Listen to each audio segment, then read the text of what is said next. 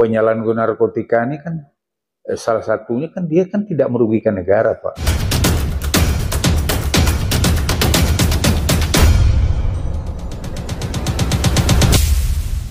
Ya kalau untuk amnesti kan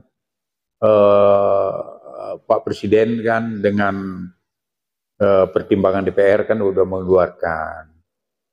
Yang lagi viral kan masalah amnesti itu Pak Hasto ya. Sekjen PDIP dapatkan. Kemudian kan abolisi ya. Abolisi dapat Pak Tommy Limbong kan. Tom Limbong.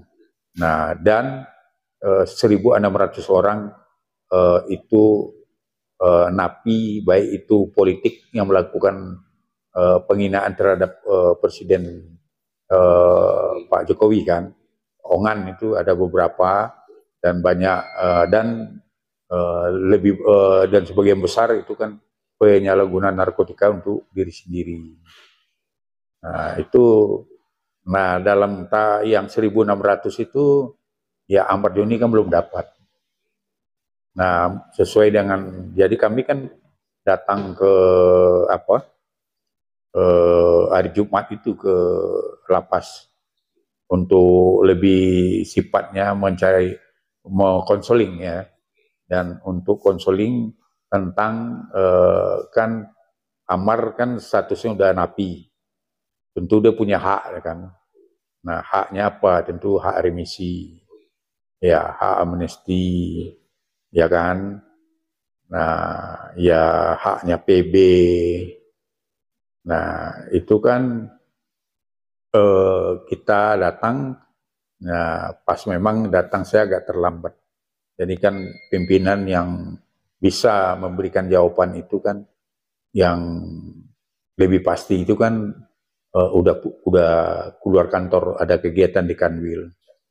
Nah, tapi kami kan dari berdasarkan ya ibaratnya aturan bahwa ini yang kami tanyakan di sini kan ada sekarang ini, karena kan ada aturan remisi istimewa namanya. Nah, remisi istimewa itu kan diberikan setiap 10 tahun. Nah, ini kan pas. Memang kan setiap 10 tahun hari kemerdekaan. Nah, berarti kan 17 Agustus ini ini kan tahun 2025 ya kan. Nah, kan berarti kan pas dan hari kemerdekaan keberapa itu? Yang jadi udah ke 10 tahun juga. Ya setiap tahun ke 10 tahun kan. Nah, itu sekarang nggak salah ke 80 ya kemerdekaan ya. Nah, 80 kan berarti kan ada di situ hak istimewa, remisi dasawarsa namanya. Nah, sekali 10 tahun. Nah, kami kan mau menanyakan itu, konseling itu. Apakah Amar udah mendapatkan itu? Kemudian 17 Agustus, ya kan? Kemudian ya tentu kita mau berkoordinasi tentang asimilasi. Karena Amar ini udah hampir menjalani separuh dari hukuman. Tentu udah ada di situ ya hak asimilasi, ya kan, karena 50% kan. Nah, dia kebetulan karena pimpinannya yang bisa bertanggung jawab untuk memberikan jawaban itu kan udah pulang. Tertentu orang mendapat keringanan kebebasan sampai 17 tahun, sampai 17 malam kemerdekaan. Aja melihat seorang Ahmad Doni mengajukan amnesti dan dominannya. Ya kalau amnesti kan sesuai dengan apa dari Pak Presiden kan. Ada keputusan Pak Presiden bahwa ya kapasitas LP ini kan udah melebihi dari nggak salah 400% ya. Kapasitasnya melebihi dari 400%. Dan kemudian kan penyalahgunaan narkotika ini kan salah satunya kan dia kan tidak merugikan negara, Pak. Kemudian kan juga sebenarnya kan dalam undang-undang narkotika, undang-undang nomor 35 tahun 2009 kan penyalahgunaan narkotika ini kan harus diobatin. Jadi dan kemudian kan yang perlu dipertimbangkan juga, mereka kan di dalam itu bukannya apa Pak, merugikan negara juga. Ya bayangkan uang untuk makannya aja ada 2 triliun per apa per tahun. Nah kalau dibangun sekolah berapa banyak itu? Nah padahal mereka nggak ada manfaatnya di situ. Kemudian ya mereka juga kan di sana dicampur dengan penjahat. Nah, akhirnya kan malah menjadi akhirnya kan tidak ada pembinaannya itu bukan berhasil, malah nanti menimbulkan dia jadi penjahat baru. Nah mungkin pertimbangan-pertimbangan itu pasti udah dianalisa oleh Pak Presiden, baik buruknya kan pasti. Nah akhirnya itu kan ada keluar belum mereka malah gembong narkotika dari Manila aja sampai dia dibebaskan kan. Mereka diberi pengampunan di ekstradisi ke daerahnya, padahal hukum mati loh. Nah, apalagi kan warga negara kita yang udah jelas ini kan nggak ada manfaatnya untuk ditahan.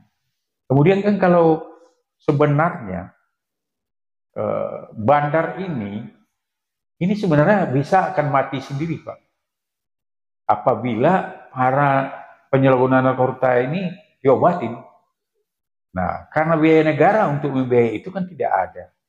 Dan mereka kan banyak juga keluarga mereka kan yang sanggup untuk mengobati sendiri.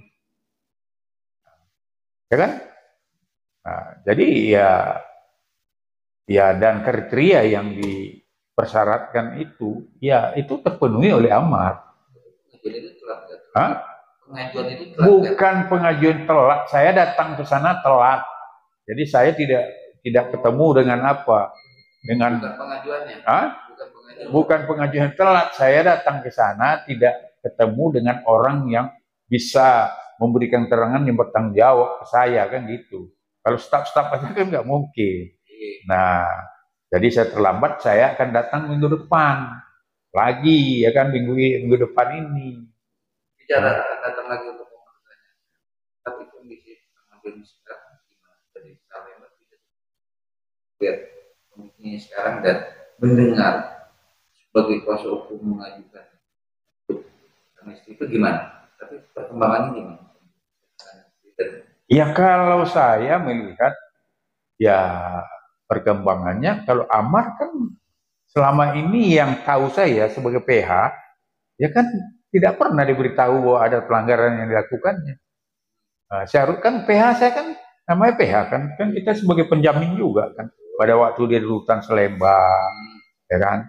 Nah, kalau ada terjadi dari pelanggaran dia mungkin pelanggaran berat, ya pasti diberitahu lah, wajib lah diberitahu kan. Apalagi dia sakit, apa dia melakukan pelanggaran hukum baru di situ. Nah kan PH harus dikasih tahu. Nah selama ini saya belum ada mendapat itu. Tapi Pak Joni melihat seorang Ahmad Joni sekarang, lihat mata langsung. Gimana? Ya masyarakat udah tahu juga kan. Tengoklah Ustadz Dery datang ya begitulah keadaannya. Ya ibadahnya bagus, kemudian juga dia juga olahraganya bagus, dan dia udah membenahi diri juga untuk mempersiapkan diri untuk menyesuaikan hidup nanti di masyarakat ya dengan ya tentu dengan senimannya kan gitu. Dan menurut saya alhamdulillah bagus. Katakan bagus. Pak Joni sebagai kuasa berusaha bahkan apa pendapat gimana dengan itu? Ya kalau saya ya ini prediksi saya ya, dia harus dapat. Harus dapat kalau menurut prediksi saya. Tapi kan itu kan yang memutuskan semua kan ya dari lapas. Lapas itu kan ada tim namanya kan. Penilaian kan, tim penilaian itu terhadap napi kan.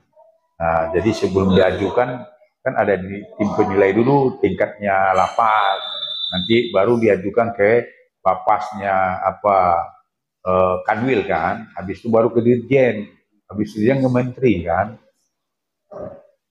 Dan remisi itu sebenarnya kan ya sebenarnya tidak dimohonkan.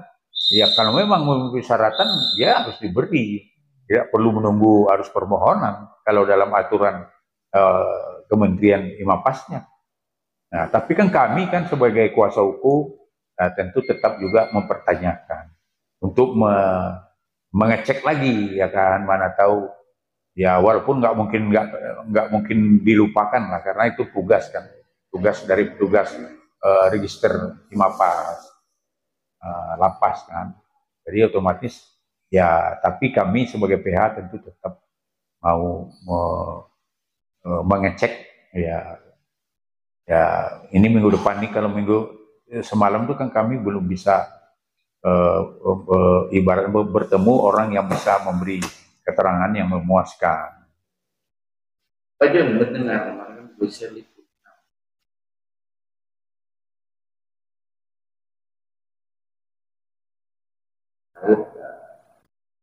apa ini barang-barang itu ada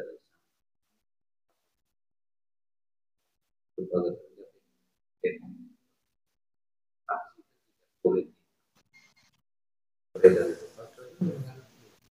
Bukan, sebenarnya bukan artis saja ya. Kalau menurut Undang-Undang nomor 35 tahun 2009 tentang narkoba itu kan udah jelas itu kan, bahwa penanganan masalah penyalahgunaan narkotika untuk diri sendiri itu kan udah jelas, itu pasal 55, 54 kan wajib di asesmen dan direhabilitasi, dan sesuai juga 127. Ini kan sebenarnya kan yang merusak bahwa orang ini dibawa ke pengadilan, di proses hukum ini kan karena surat apa ini, MUU 5 Esnasi itu, bahwa ada kategori kalau pemakai narkotika itu yang dikategorikan itu barang bukti 1 gram ke bawah. Nah, yang di atas itu dianggap dia sebagai pengedar. Nah, itu yang salah, itu harus dicabut MUU itu. Kemudian ada lagi surat edaran Mahkamah Agung yang tahun 2010 nomor 4 kalau nggak salah ya, tahun 2010 itu yang mengatakan juga begitu, bahwa kategori pemakai itu ya 1 gram ke bawah. Nah, kemudian ada lagi juga juknis dari kejaksaan. Nah, ini harusnya kan, ini kan udah harusnya itu yang harus dievaluasi, harus ya ibaratnya ya dicabut, karena ini yang sebenarnya itu bertentangan dengan Undang-Undang Nomor 35 Tahun 2009 yang sudah jelas mengamanatkan seorang penyalahguna mau berapa kali pun sekalipun ya tetap aja dia harus direhab. Berarti kan pengobatannya belum. Ya kan, penyembuhannya orang narkotika adiksi ini kan nggak semudah mengobat orang demam. Jadi ini juga banyak karena pada tren yang dituntut jasa awam. Ya menurut saya itu ya udah menyalahin itu. Udah, menurut saya itu melanggar Undang-Undang ya nomor 35, harusnya pada sistem harus direhab. Mau berapa kali pun berarti kan dia masih sakit, masih adiksi. Mungkin rehabnya mungkin ditambah, mungkin biasa 3 bulan ya mungkin jadikan 6 bulan atau setahun kayak gitu. Barang lebih kapasitas. Jadi target pemakai itu bisa digadaikan itu ngedar. Iya, itu aku bilang yang MUU itu. Kenapa? MUU itu yang sama surat edaran Mahkamah Agung itu yang memberikan batas. Jadi batas mereka itu kalau lebih dari 1 gram itu dianggap mereka ini pengedar. Nah, ya kan, kurir. Nah, ditempatkan pasal 111, 112, 114. Seharusnya ini orang ini harus dikasihkan pasal 127 yang harus ya direhab, rehabilitasi.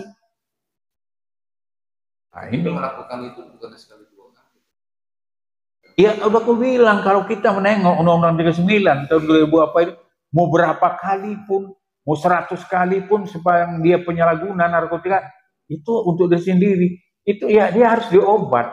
Orang sakit mau malah di penjara kan malah makin sakit, malah nimbulkan bilang jadi dia penyalahguna narkotika malah jadi penjahat.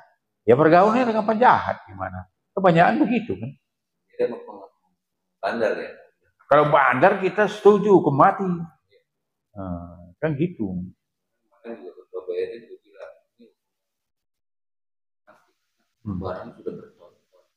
Ya itu kalau iya, memang dalam Undang-Undang 35 itu dan 29 narkotika itu ya bandar itu yang harus hukum berat. Ya kan? Aku mati kalau perlu. Kalau saya nengok ya langsung aku tembak lah, ditembakkan ditembak di lapangan gitu. Tapi itu 17 Agustus. Ya, akan mendatangkan enggak? Ada. Ya kalau dari perkiraan saya, dari aturan yang ada, dia harus dapat. Amar harus dapat kalau dari aturan yang ada.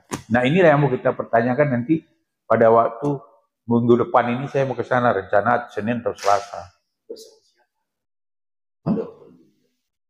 Ya kan PH kan tidak perlu apa, kalau ini kan sebenarnya kan saya kan bukan menjenguk. Ini kan saya datang untuk mempertanyakan, ya mengedukasi ya tentang ya bagaimana ini ya, amar ini hak-haknya ini 17 Agustus dasawarsa, cuti Idul Fitri, ya kan dapat apa enggak, ya kan kita sebagai kan sesuai dengan surat tugasnya pengacara yang diberikan kan, mendampingi, mewakili, memperjuangkan hak-hak pemberi kuasa. Ya, iya, tapi pertanyaan saya sebagai paling enggak kan yang support orang dokter itu Fajar melihatnya dan gimana gitu mengikut juga dengan sering. Ya pasti dong, dia kan pasti mengikuti lah perkembangan amar, kemudian kan lebih mengikuti lagi daripada pengacara, karena sifatnya kan udah pribadi kan, itu kan sifatnya udah gambar love, ya kan, beda pengacara kan sifatnya timbangan gitu.